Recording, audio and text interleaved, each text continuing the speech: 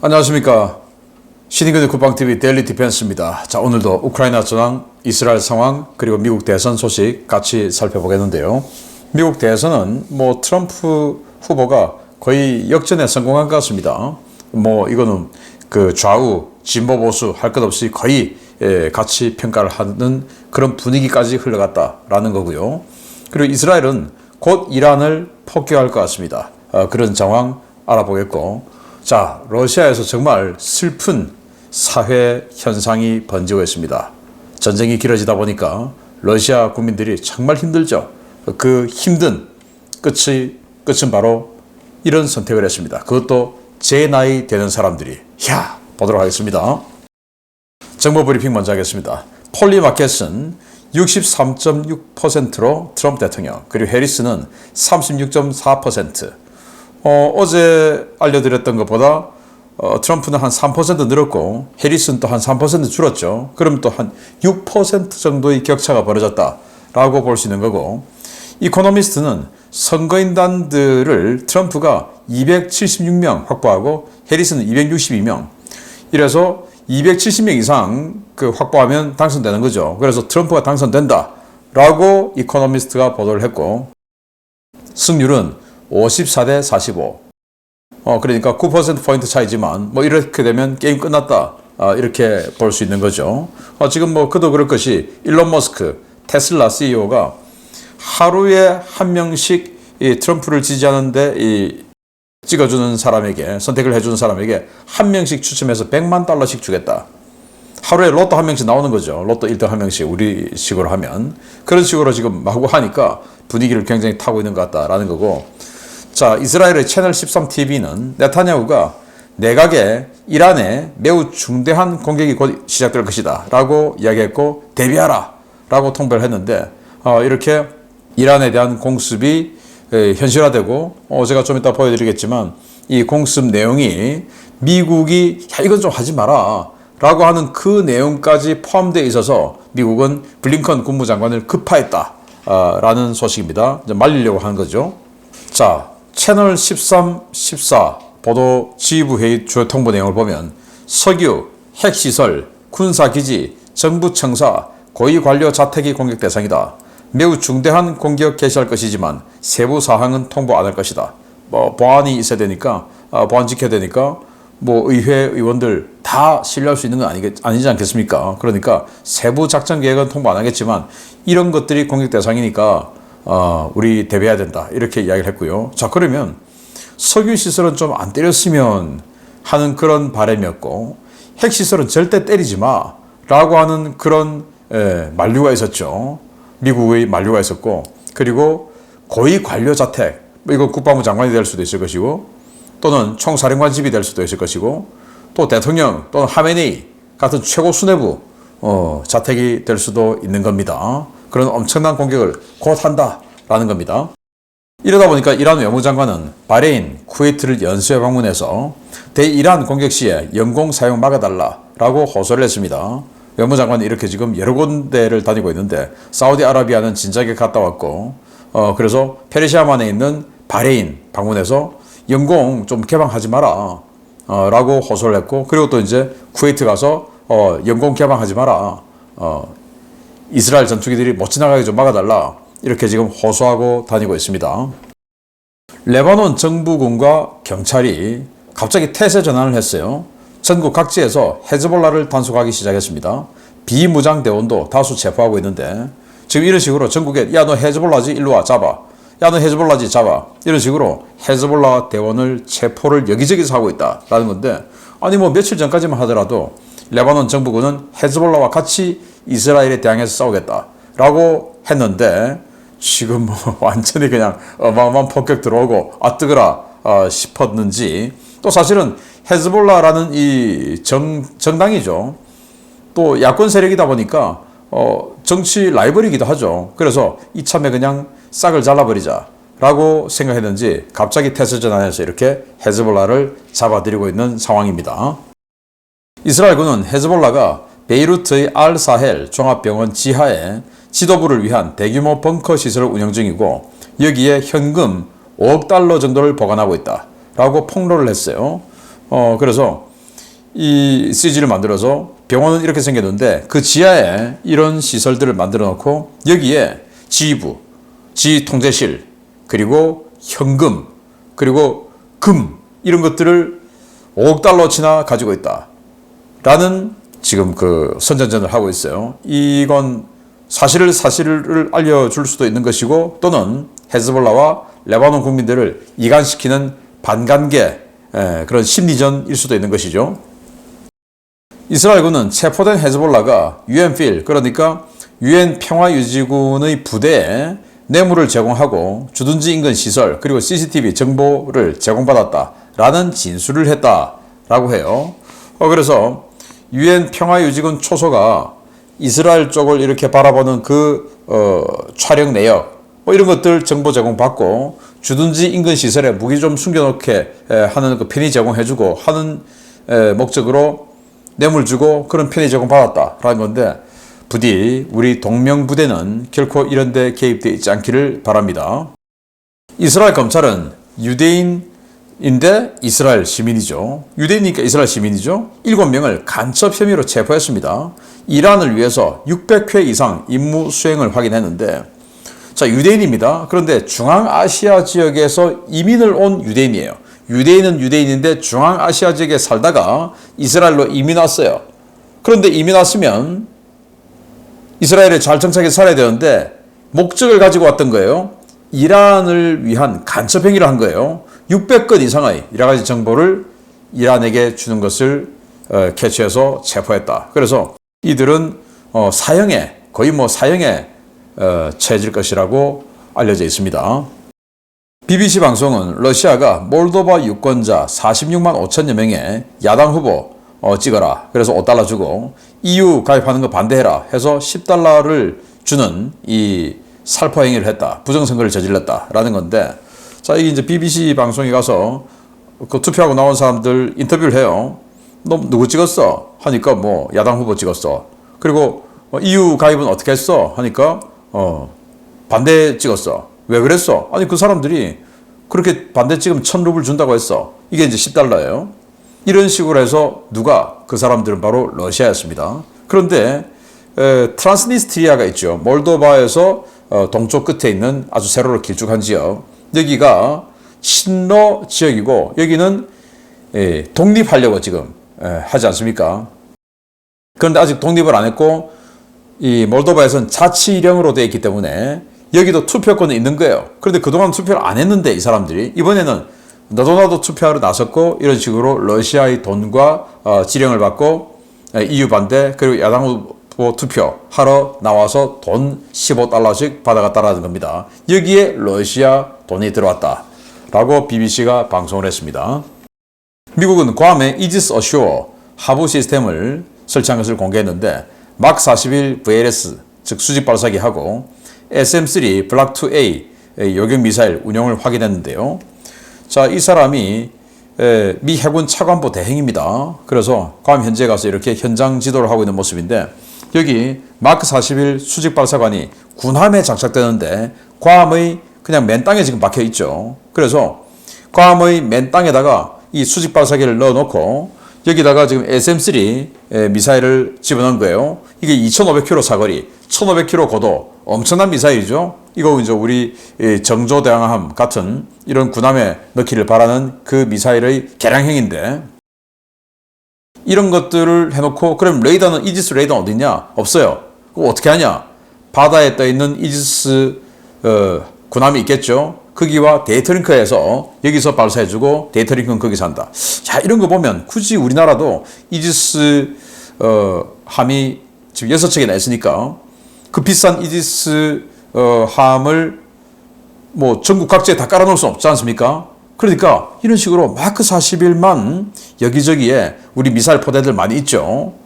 그 중에서도 특히 해안가에 있는 이 미사일 포대들 그런 데다가 뭐 예를 들어 서산기지, 강릉기지, 뭐 포항해병대, 군산기지 이런 해안에 있는 우리 한국군 기지에 이런 거 딱 갖다 꽂아놓으면 얼마 안 해요 그거. 물론 미사일이 비싸서 그렇지. 그러면 우리 이지스 함들은 항상 바다에서 6척에 앞으로 6척 되니까 작전을 하겠죠. 그러면 이렇게 데이터링크로 여기서 여객해주는 그러면 이 한반도 육지에 있는 이 지역도 아주 수월하게 우리 SM3의 요격 혜택을 전국이 다 받을 수 있는 거죠. 사거리가 2,500km인데 이거 초창기 버전만 하더라도 사거리 700km죠. 대한민국은 사거리 700km 되면 안 가는 데가 없죠. 어디에서든지 사거리 700km 되면 다 요격할 수 있죠. 그러니까 이 평택, 군산, 그리고 강릉, 서산, 포항 이런 데 딱딱 배치해 놓으면 뭐 동서남해 그리고 내륙 전부 다 여객이 다 가능하니까 야 이거 우리 생각해 볼 필요가 있는 아주 괜찮은 경제적인 자산이 되겠다라는 생각이 듭니다. 필리핀은 미국과 MRC 포대 그러니까 중거리 타격 자산이죠. 미국군이 지금 하고 있는 그래서 여기 토마호크, SM6 이런 게 들어가는데 이걸 무기한 배치에 합의했고 이 MRC 포대를 지원하기 위한 즉 MRC 포대 경비해야 되겠죠. 특작부대가 와서 파괴할 수 있으니까 그런 경비를 위한 정례 연합훈련 준비에 착수했다라고 해서 필리핀은 남중국해에서 중국과 대결하는 여기에 거의 이제 선봉에 확실하게 섰습니다. 남중국해는 필리핀 그리고 동중국해와부터 시작해서 북쪽은 일본 우리 대한민국은 박쥐 이게 지금 국제사회의 시각입니다. 우리가 박쥐가 돼서 되겠습니까? 자 우크라이나 전황 보면요. 병력은 1350명의 러시아군을 사상시켰다라고 발표했고 전차는 8대 격파, 장갑차 24대 격파, 차량 77대 격파, 특수장비 20대 격파, 야포 34문 격파, 다른장 로켓 2문 격파, 무인항공기 71대 격추 등의 전과가 있다라고 밝혔고 총참모부는 전투가 134건이 있었는데 점령군에 실질적인 손실을 줬다라고 발표했고 러시아는 쿠판스크 방면의 공세를 강화했습니다. 사상자 급증에도 러시아군은 계속 맨몸으로 돌격만 하고 있는 상황이다라는 건데요. 자, 쿠판스크. 오래간만에 보는 쿠판스크 전황도인데 여기 초록색이 있습니다. 이게 바로 리만 페르시 숲인데 저 리만 페르시 숲을 저만큼 건너오는 게 한 3km 정도 됩니다. 9개월 걸렸어요. 3km의 숲을 돌파하는데 9개월 걸렸어요. 그러면서 얼마나 많이 죽었겠습니까? 9개월 지나고 나서 이 지도 보니까 러시아군이 이기고 있네 라고 할 수 있죠. 9개월 동안 어마어마한 희생을 하고 3km 돌파하는 게 이게 이기는 겁니까? 어떻게 생각하십니까? 네, 정말 바보 같은 전쟁을 러시아가 하고 있다라는 거고요. 우크라이나 47여단이죠. 이 47기계화여단은 미국의 M2A2 브래들리 보병 전투장갑차 그리고 M1A2, M1A1이죠. 이 에이브람스 전차 등 완전히 뭐 최신 무기, 서방적 무기 지원받아서 만든 부대죠. 이 47여단이 쿠르스크 지역에서 국지적인 반격에 들어가서 진격의 성과를 거두고 있다라는 건데요. 자, 여기 브래들리 장갑차, M1 전차 뭐 이렇게 있습니다. 다 미국제죠. 자, 이렇게 여기 조금 길어요. 그래서 요거는 제가 또 하이마스로 러시아군 지휘부까지 때리는 거 47여단이 무전으로 좌표 불러주고 저기 좀 때려주세요 해서 러시아군 지휘부 건물 큽니다. 그거 그냥 완전히 그냥 폭파시켜버리는 거 이렇게 다 해서 웨폰스 오브 월드 와우 채널에 올려드릴 테니까 요거 마칠 때 이렇게 링크를 해드리겠습니다. 클릭하시면 화끈한 영상 보실 수가 있습니다. 와우! 구독, 알림, 좋아요 눌러주십시오. 도네츠크 전선의 러시아군이 집단 항명했습니다. 뭐 결국 살기 위해서 우리를 자꾸 이렇게 죽음으로 내모는 저들과 싸우겠다라고 하는데 우크라이나군과 싸우겠다는 게 아니고 이 영상입니다. 19 전차 연대 장병들인데 도망 나왔어요. 지금 자기네 부대 병력들이 90%가 죽었고 10%밖에 안 남았는데 그래도 자꾸 안 되는데 자꾸 돌격하라 그래가지고 지금 도망 나왔다. 그래서 우리는 살기 위해서 부당한 명령을 내리는 저들과 싸우겠다. 이런 이야기를 하고 있는 영상입니다. 뉴스위크는 한국이 우크라이나의 군 정보 요원 파견을 검토하고 있다라고 보도를 했는데 깜짝 놀랐어요. 한국군 파병 이런 그 제목이 달려 있어서 미국도 이런 낚시성 제목을 하지요. 뭐 저만 하는 게 아니고 다 하는 겁니다. 그러니까 저보고 제목 너무 세게 잡는다 욕하지 마시고 원래 뭐 요즘 이 인터넷 시대에 들어와서 다 그런 거죠. 그래서 이렇게 우리 연구원들이 들여다보니까 그게 아니고 지금 우크라이나 전선에 북한군들이 들어왔죠. 그래서 북한군의 활동 상황 뭐 이런 것들 감시하고 정보 수집하기 위해서 우리 군의 정보사 요원이 파견되는 것을 검토한다라는 건데 검토만 하지 말고 당연히 가야 되죠. 당연히 가서 북한 군인들이 어떻게 활동하는지 다 지켜보고 수집해야 되겠죠. 젤렌스키 대통령은 미국이 우크라이나 드론 생산에 8억 달러를 지원하기로 했다라는 건데 8억 달러 같으면은 1조 원 넘죠. 그러면 굉장히 큰 장거리 자폭 드론도 많이 만들 수 있겠죠. 그 돈이면. 그래서 지금 뭐 드론 시대이기 때문에 이렇게 타격 전력을 확보하는 차원에서 많은 돈을 줬네요. 자, 로이드 오스틴 미 국방장관이 예고 없이 키이우를 방문했습니다. 그러면서 4억 달러 군사 지원 패키지를 발표했는데 여기는 하이마스 탄들 그리고 M123 장갑차 뭐 이런 것들 지원하는 패키지인데 그와 함께 이런 이야기를 했어요. 우리가 우크라이나를 계속 지원해야 하는 이유라고 하면서 네 가지를 이야기했는데 푸틴의 전쟁은 유럽의 안보를 위협한다. 푸틴의 전쟁은 미국과 나토 동맹국에 대한 직접적인 도전이다. 푸틴의 전쟁은 우리가 공유하는 가치에 대한 공격이다. 마지막으로 푸틴의 전쟁은 우리를 안전하게 지켜주는 규칙 기반 국제 질서에 대한 정면 공격이다. 이런 이야기를 했는데 지금 트럼프 대통령이 당선될 것 같으니까 그 트럼프 대통령 들으라고 하는 소리일 수도 있겠다라는 생각이 문득 듭니다. 예르막 우크라이나 대통령실 선임 고문이죠. 이 사람이 러시아는 EU 제재 회피 위해서 중앙아시아국을 활용하고 있다. 그래서 중앙아시아국도 제재해야 된다. 이런 이야기를 했는데요. 중앙아시아에 뭐 키르기스탄 뭐 이런 스탄국들 많죠. 이 스탄국들을 활용해서 자기네들이 지금 무기 부품 수입이 안 되니까 그 스탄국들이 무기 수입을 하는 거예요. 그리고는 그 스탄국들을 에서 이제 육로로 뭐 이런 식으로 이제 러시아로 밀반입해서 들어가는 이런 루트를 활용하고 있다라는 거니까 그 스탄국들까지도 제재해라라고 합니다. 자, 폴란드는 항의를 하고 있습니다. 우크라이나의 승리 계획 중에서 비밀 불혹 접근을 우리에게도 권한을 달라. 왜 미국, 뭐 독일 이런 강대국에만 그 불혹 접근 권한을 주냐? 독일이 소총 줄 때 우리는 전차를 줬다. 우리가 제일 많이 주고 있는데 왜 우리에게는 비밀 불혹이 어떤 내용인지 안 보여주냐? 우리에게 권한 달라 하는데 저는 이거 굉장히 타당한 주장이라고 봅니다. 자본주의가 그렇지 않습니까? 많이 노력한 사람이 많이 벌고 많이 쓴 사람이 많은 혜택 받고 이게 자본주의 아닙니까? 여기 폴란드가 지금 제일 많이 쓰고 있는 국가 중에 한 국가인데 니들은 국력이 약하니까 안 보여줘. 이거는 말이 안 되죠. 잘못됐다라고 생각이 되고 우크라이나 군사정보국은 러시아의 투플레프 22 M3 폭격기 연대 참모장을 사살했습니다. 왜냐? 작년에 이 폭격기 연대장이 지휘하는 그 부대가 드니프로 페트롭스크의 쇼핑몰을 공대지 미사일 쏴서 완전히 그냥 폭격해버렸죠. 그래서 수십 명의 사상자가 발생했는데 우크라이나 군사정보국이 이자를 1년 동안 추적해서 결국은 집 밖에 쇼핑하러 가는 것을 글렌코프 씨 맞죠? 하니까 돌아보는 걸 그냥 총으로 여러 발 쏴서 제거했는데 원래는 이렇게 좀 비참한 사진이 있었는데 까맣게 지금 만들었습니다. 네, 이제 주요 소식 들어갑니다.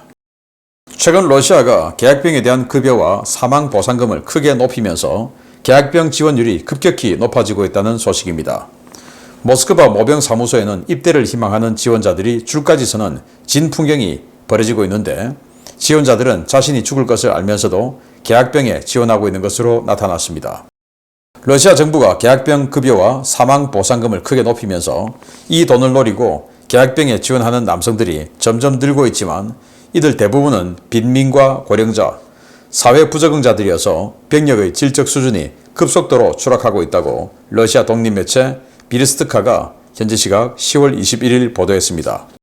매체는 지난 여름부터 모스크바 모병사무소 몇 곳에서 계약병으로 입대 계약서를 쓰고 나온 지원자들을 대상으로 지원 동기와 직업 등에 대한 인터뷰를 진행했는데요. 거의 모든 지원자들은 러시아 정부가 발표한 계약 장려금과 높은 월급 때문이라고 답변했습니다. 러시아가 계약병들에게 지급하는 계약 장려금과 월급은 계약서를 체결한 모병사무소와 근무지에 따라 각기 다른데요.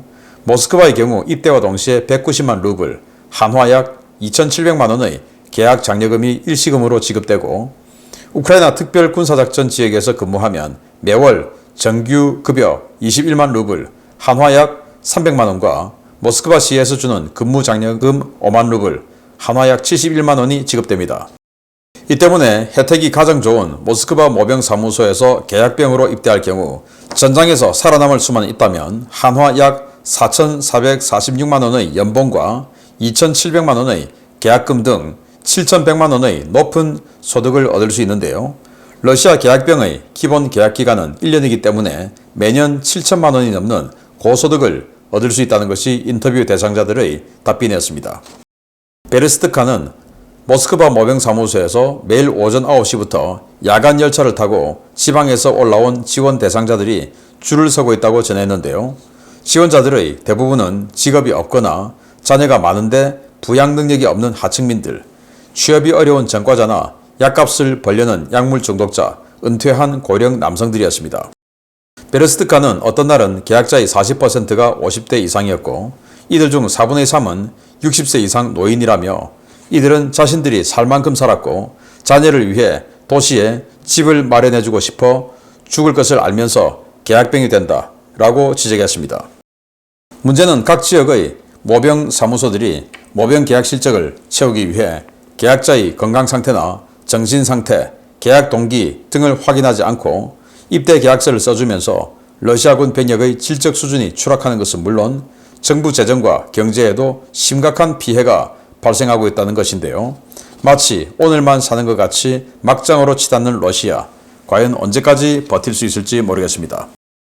네, 여기 모병 사무소에 지금 줄을 서 있습니다. 우리가 알던 거하고 너무 다른 상황이죠. 근데 줄 서 있는 사람들의 이 면면이 좀 나이 많은 사람들이 좀 보여요. 여기는 어디냐? 모스크바에 있는 모병 사무소예요. 다른 지역에는 이렇게 줄을 안 서는데 유독 모스크바에 있는 모병 사무소만 이렇게 줄을 선다라는 겁니다. 저희 나이 많은 사람들 많죠. 왜냐? 일단 이 계약을 하면은 계약금으로 일시금 계약금을 주는데 이 계약금이 모스크바에서 지원했을 때 제일 많다. 그게 우리 돈으로 이 계약금이 한 2,700만 원. 그리고 매달 주는 월급이 21만 루블 해서 우리 돈으로 한 300만 원. 그리고 모스크바 시정부에서 따로 주는 또 월 보너스가 5만 루블, 우리 돈으로 한 71만 원. 그래서 월급이 한 371만 원 되고 계약금이 2,700만 원 된다. 그런데 원래 러시아 계약병의 의무 계약 기간은 2년이었어요. 근데 하도 안 오니까 이걸 1년으로 줄였어요. 그런데 1년만 생존하면 또 재계약을 하면 계약금 또 받는 겁니다. 그러니까 1년에 7천만 원씩 딱딱 받는 거죠. 그러다 보니까 이런 사람들이 들어오는 거예요.